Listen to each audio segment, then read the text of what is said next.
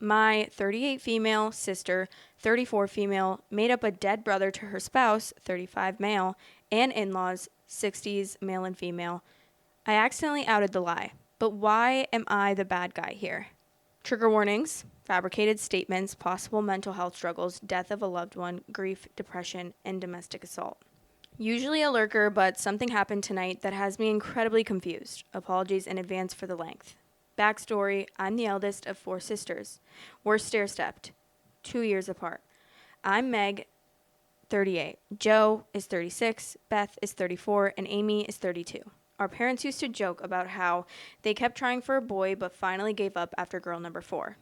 Not gonna lie, it hurt our feelings a little bit, especially Amy, but they stopped that and assured us that they wouldn't change anything. Every one of us has at least one daughter. I'm the only sister that has a son. At 17, he's the eldest grandchild, and I'm fairly certain he's my dad's favorite person in the world. They are best friends. It's adorable. Okay, now that you have the backstory and family history, let's talk about tonight. My son, who is very intelligent and absolutely crushed high school, recently received his acceptance letter to a pretty prestigious university. Full ride. We are incredibly proud. My folks wanted to throw him a little congratulatory party, and tonight worked for all of our schedules, which is no small feat. 4 different families with 11 kids between them, so we all headed to the folks' house for pizza and cake. At one point, Amy brought up that it is Sibling Appreciation Day, and Mom said she wanted all of her girls to say what we appreciate about our sisters, and we go youngest to eldest. With most of the compliments going to me, as I was kind of a second mom to them, I told each of my sisters how much I loved them, among other things, and then finished my speech off saying something like, quote, "And I really appreciate that we didn't have any gross boys stinking up our house." All of us but Beth and her husband laugh. Beth's eyes got really big, and her husband, Chase, looked at me like I was something he scraped off the bottom of his shoe. Suddenly he says, "That's pretty fucked up." I said something like, "I don't know, Chase. I've smelled you after your workouts. It's pretty bad." And he got even more mad and said, "How could you talk about Tyler like that?" And Beth starts losing her mind, guys. She's grabbing him by the arm and begging him to hush, saying they need to go home now, etc. So naturally, I'm like, who is Tyler? Well, friends, apparently Tyler is Beth's twin that died during childbirth, and it made our folks and me so depressed that nobody is allowed to speak of him or reference him ever. Beth forbade him from ever mentioning to any family member. After Chase told us this, nobody said a word. It was so damn tense. Finally, I just kind of bluntly said, "I'm not sure why, but Beth lied to you about this. I think you guys should talk about it, but I don't want to hear anything else about this tonight, as we're here to celebrate my son." After that, Beth burst into tears and ran into her old bedroom, with Chase, Mom, and Joe following her.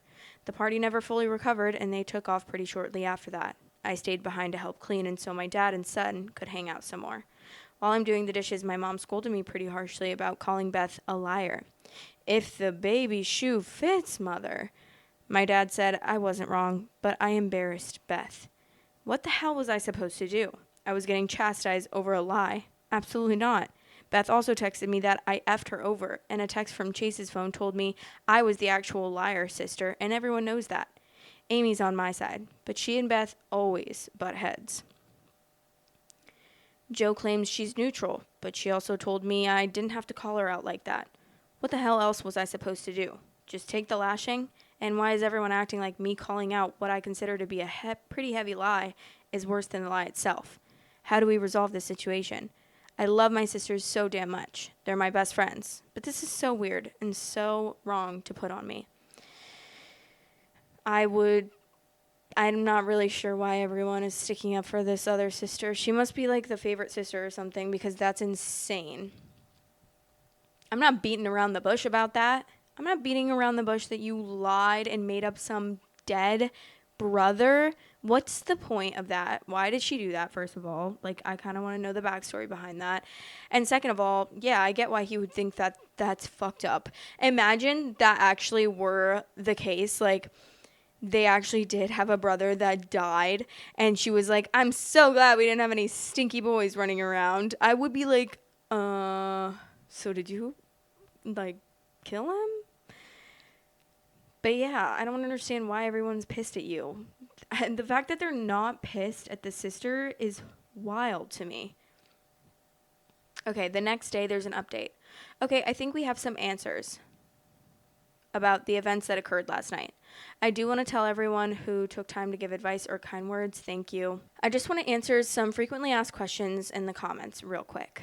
This isn't fake. I wish it was. I really wish my mind worked in a way where I could make up things like that. Alas, my imagination is lacking. Your parents named you after Little Women. This is probably partially to blame for the fake comments. These are just placeholder names I used, as there are 4 sisters in that novel.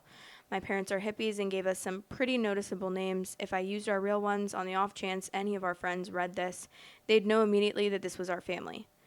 Beth is continuing to lie, and Chase is believing it, and your mom and Joe threw you under the bus too.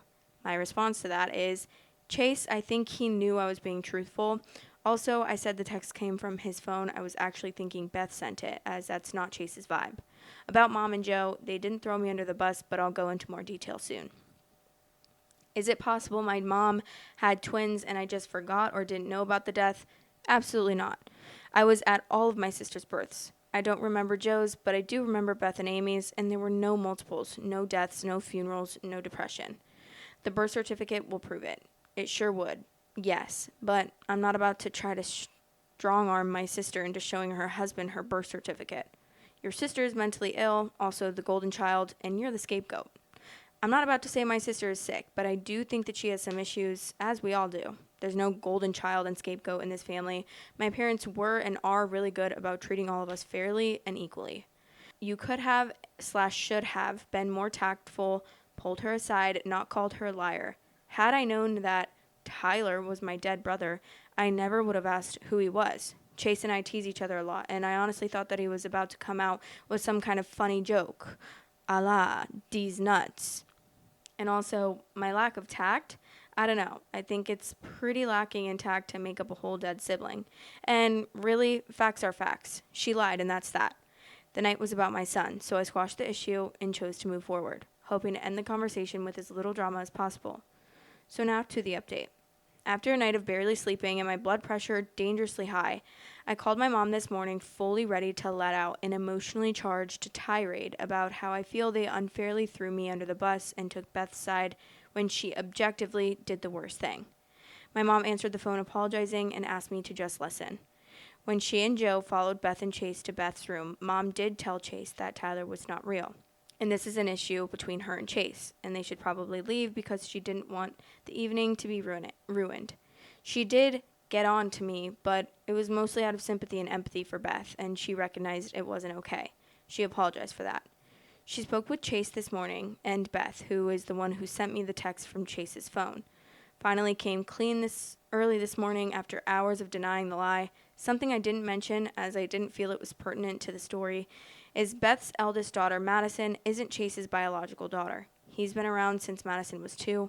Also, kind of pertinent, is that Chase is a first responder. He loves to be a hero, and he's very good in that role.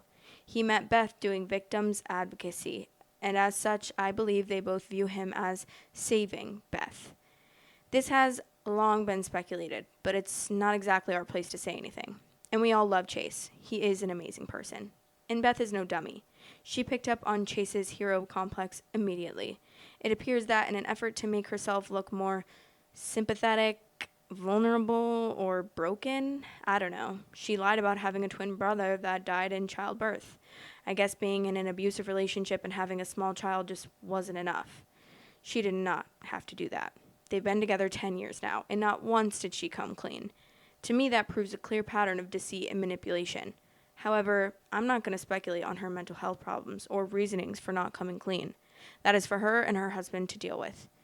Neither one of them have called or texted me to apologize, and I'm honestly unsure if they will. Beth is more of the rug-sweeping type, while I'm a confront issues head-on type. I will not be cutting my sister off for this. I love her, and at the end of the day, I just want her to be happy and healthy. I do hope that this whole issue will cause her to rethink some of her life choices, and maybe she can get some therapy. I think we could all use therapy, to be honest. That's where we are right now. My mom did not offer any information about how Beth and Chase are doing, and I did not ask. It's not my business. I haven't heard from Joe, but Amy and I have been texting all morning, and she's being my best good friend right now and providing a lot of support. Hopefully, we can all move forward and grow together in the future. Thanks again for the support you all have sent my way. How are you going to get past that lie? That's what I'm wondering. Like, how is he going to get past that? That'd be so hard for me to get past because it's such a huge lie. And for 10 years, you guys have been together and she's never come clean. I'd be like questioning if her entire persona, everything she's ever said was also a lie.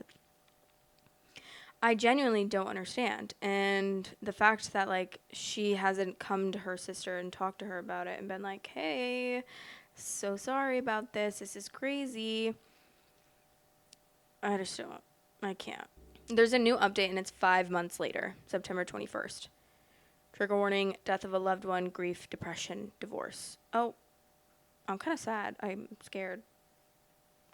Well, a lot has happened in the past months. I read all of your comments multiple times, and I heard you. I faced some very hard truths about my family and our dynamics, but mostly I grieved. About a month after I made my original post, my dad passed away.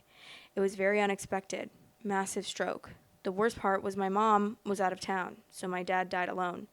My son talked to him that day. They made plans for the next week, and then my dad was gone. It's been a very hard few months. I started therapy mostly to deal with navigating life without my dad, but my therapist made a lot of good points about our family dynamic, mostly that I was parentified and a people pleaser, that keeping the peace comes at a price, and that price was my needs being put on the back burner. And as a result, I keep people at an arm's length because of this, and I'll be damned if she wasn't right. So let's rewind a little. During the week or so after Dad died, Mom was lost. They've been married over 40 years, so no surprise there. And as the eldest sibling, I stepped up big time. Joe and I already knew a little about our parents' end-of-life wishes, and we chose to go forward with cremation. Mom agreed this is her wish as well, as did Amy. Guess who didn't? If you guessed Beth, you'd be right. She just had a complete meltdown, wailing over how she couldn't stand the thought and will not allow it, and blah, blah, blah. This is probably the first instance of me shutting her ass down. I told her in no uncertain terms that this wasn't her choice. It was our father's preference, and it was happening regardless. Next, she was wandering through the house, trying to pick out shit she wanted, before Mom had even given us her blessing. When she started, Mom asked her to please stop. Let her sort some of the stuff first, and then she'll give a yes or no. When Beth asked what she needed to sort out, Mom mentioned Dad's watch collection. There was one specifically for my son, and when Beth inquired as to which one, Mom refused to answer. Beth insisted that wasn't fair. She should have first pick. Blah, blah, blah, blah. Mom and Joe apparently shut that shit down with a quickness. I wasn't there, but my son is now wearing the first luxury watch my dad ever bought, and he is so proud. Don't worry, though. All the grands have something special. Next, she got absolutely plastered at his end-of-life ceremony, went around wailing and making literally the whole thing about her and her grief and how her wishes weren't respected, and before I could snap, and believe me, I was this close. Chase dragged her ass out of the venue, and I'm not sure what happened, but when they got home, police were called, Beth was arrested, and my niece ended up with my mom for the night. My brother-in-law did have some bruises to back him up. Despite Beth calling us, nobody bailed her ass out. We're just done with it. She did get released on her own recognizance and only ended up with some community service and a fine. Chase was more than willing to do therapy with her, but she started drinking even more and as a result is being more aggressive with both him and the kids. There was another situation, and long story short, Chase is divorcing her and petitioning for full custody. He's asked us to write letters on his behalf, and I believe all of us are going to do so. I don't know what's going on with my sister, but she's on a downward spiral, and it's so sad to see. She refuses to speak with anyone, and I'm just done trying. I'd already decided to cut her off after the bullshit at Dad's end-of-life ceremony, but this solidified it. I won't be updating again. I'm washing my hands of all of this. I hope my sister gets help, but it'll take a lot of work, and she's never been one to want to put in the work. I'm putting myself first for once and concentrating on my children, my husband, and myself. Thanks for listening to me vent. Y'all are almost as good as therapy. I'm so glad. Well, first of all, that's really sad that the dad died. Like, that's terrible. That's so upsetting. But I'm so glad Chase ended up getting out of that and didn't go back, because I truly believe that both, like, because if this were a woman that got beat up by her husband, I would, like, I would 100% be like, do not go back, do not try therapy, like, you cannot work through it. Love you guys. Thanks for watching. Please like, comment, and subscribe.